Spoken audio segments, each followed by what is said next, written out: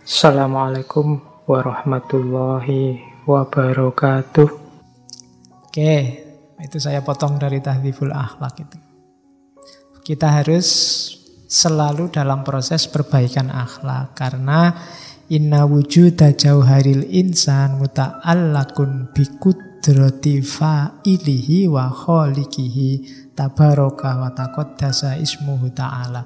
Kalau bentuknya jiwa, kapasitas potensinya jiwa itu berhubungan dengan takdir, kudrat dari pembuat dan penciptanya yaitu Allah. Kalau wujud, tapi kalau tajwid, fa'amma tajwidu jauharihi famufawwadun ilal insan wa huwa muta'allakun bi iradatihi. Kalau perbaikannya, jadi wujud itu keberadaannya, tajwid itu memperbaikinya. Perbaikan jiwanya itu dititipkan mufawwadun menjadi haknya, menjadi tugasnya manusia. Berhubungan dengan niatnya, keinginannya. Maka setiap hari kita harus berniat untuk memperbaiki akhlak kita.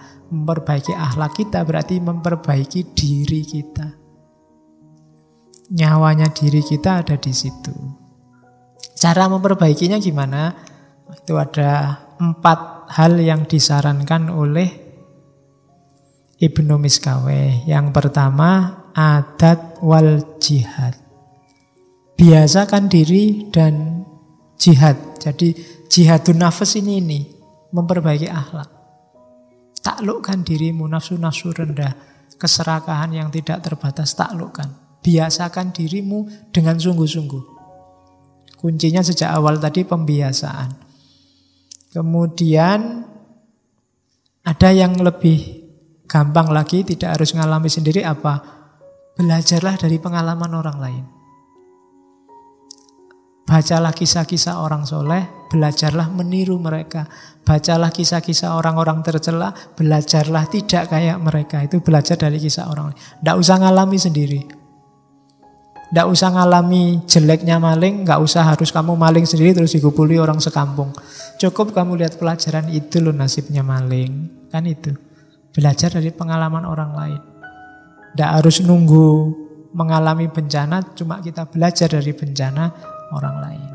Yang kedua, belajar dari orang lain. Yang ketiga, belajar dari diri sendiri. Namanya mawas diri, muhasabatun nafas. Yang keempat, pakai strategi oposisi. Jadi oposisi itu kamu muhasabah, temukan jelekmu. Kalau sudah ketemu jelekmu, hadirkan lawannya. Misalnya kamu ketemu, ternyata saya itu pelit. Ada teman pinjem aja bilang tidak punya uang, padahal uangku masih banyak misalnya. Maka untuk ngatasi ini apa? Strateginya oposisi. Hadirkan kedermawananmu. Misalnya, wah kasihan teman tadi sudah pergi, tak kejar. Mas tadi tak tolak, sekarang tak utangi berapapun. Itu menghadirkan kedermawanan. Contohnya menu. Jadi ternyata mulutku itu jelek, kalau ngomong suka misuh-misuh. Sekarang hadirkan kebalikannya, karena kamu sama-sama bisa. Ngomong lembut bisa, ngomong kasar bisa. Sekarang hadirkan yang lembut-lembut. Jadi itu namanya strategi oposisi. Pak, tapi kalau enggak dari jiwa kita kan berat. Loh, makanya tadi dibiasakan. Ya memang awalnya kaku. Temenmu mungkin ketawa, alah kamu biasanya cangkeme kaya iya. Sekarang pakai ngomong soleh-soleh apa misalnya. Loh enggak apa-apa. Nanti lama-lama dibiasakan juga akan jadi ke sana. Jadi hadirkan oposisinya dan biasakan. Akan membentuk jiwamu. Jadi jiwamu itu bukan barang jadi, harus dibentuk. Terus tadi kan perbaikan akhlak, materinya apa kemudian? Obahnya. Tadi kan bolak-balik disuruh cinta ilmu. Syaratnya untuk idealnya moral itu manusia yang cinta ilmu pengetahuan. Nah, Diurut ya katanya Ibnu Miskawe. Yang pertama misalnya dari anak kecil tadi, ya harus dididik hal-hal yang wajib bagi kebutuhan tubuh. Ini unik kalau di Ibnu Miskawe untuk kebutuhan tubuh itu contohnya sholat, puasa, sa'i. Karena memang 3 ibadah ini punya implikasi langsung bagi kesehatan jasmani. Kalau sa'i jelas. Sa'i itu mungkin bahasa olahraganya jogging. Ya kan? Puasa bahasa kesehatannya diet. Sholat, ya nyuwun sewu, mungkin bahasa kasarnya kaya senam, yoga. Loh itu kan, mungkin Ibnu Miskawe lihat itunya. Bahwa ada loh hal-hal yang dibutuhkan oleh tubuh. Dia ngasih contoh itu. Padahal itu ibadah lagi sehat. Cuma ya ibadah yang mantap, gak kayak, mungkin sholat kita mungkin agak minimal. Sholat kita kan cepet. Kita kan jenisnya the flash, cepet sus gitu. Semakin pinter kita, semakin cepat kekuatan sholatnya. Ya, jadi sholat, puasa itu kan kayak menahan diri. Itu kan orang nyari kesehatan biasanya puasa. Atau sa'i itu. Ya itu contoh, yang lain juga banyak. Yang penting belajar semua ilmu yang berhubungan untuk pemenuhan kebutuhan jasmania.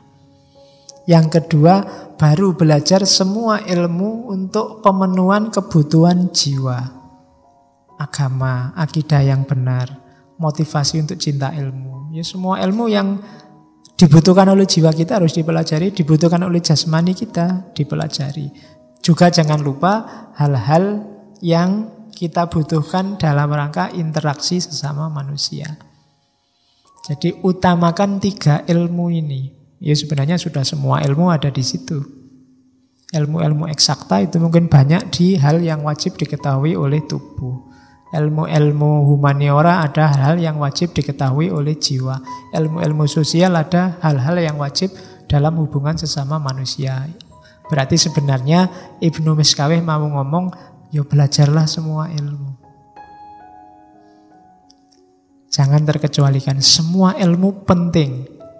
Kayak ngaji ini jenisnya humaniora sebenarnya, maka itu kebutuhan untuk jiwa. Ya jangan ngaji dok, kamu juga harus ngerti kebutuhan untuk tubuhmu. Ada ilmunya sendiri, yang wajib sesama manusia juga ada ilmunya sendiri. Oke, untuk malam hari ini saya cukupkan sekian dulu. Mohon maaf kalau ada yang kurang berkenan, mungkin 1-2 kekurangan apa, mohon dimaklumi. Kalau ada kekhilafan, kealpaan yang teman-teman ngerti benernya seperti apa, ya silahkan disampaikan. Kurang lebihnya mohon maaf. Wallahul muwaffiq, wallahu a'lam bissawab. Wassalamualaikum warahmatullahi wabarakatuh.